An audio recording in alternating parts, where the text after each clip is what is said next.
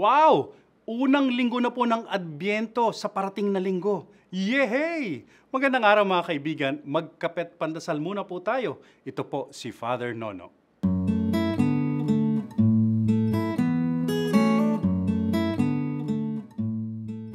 Isa sa paborito nating sipi mula sa Biblia patungkol sa Adbyento ay mula kay Propeta Joel.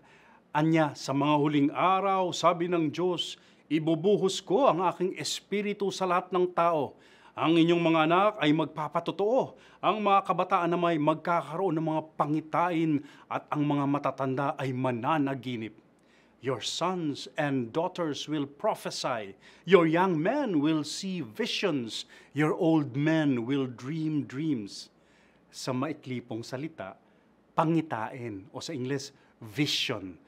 Ibig sabihin, ang panahon ng Adbyento ay panahon ng mga pangitain o visions. At magandang tanungin, sige nga po, ano nga ba ang pangitain o pangarap mo para sa sarili mo, sa pamilya mo, sa ating bayan, sa ating mundo?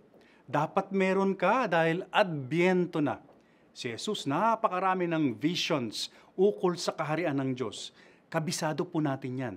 Ito'y isang mayabong na puno na nagbibigay kanlungan sa mga ibon. O ito'y isang malagong ubasan.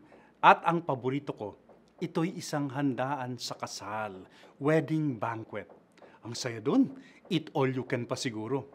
Ani po mga eksperto, mahalaga raw na may pangarap o pangitain, vision o dream tayo dahil ito ang gagabay sa ating buhay, ang magsisilbing direksyon ng buhay natin. Kaya nga pati mga kumpanya o samahan laging may vision mission. Sabi nga ni Mr. Walt Disney, if you can visualize it, then you can do it. Muli, kayo po, ano nga ba ang pangarap o pangitain ninyo para sa inyong pamilya, sarili at sa ating mahal na bayan at sa ating nag-iisang daigdig? Amen.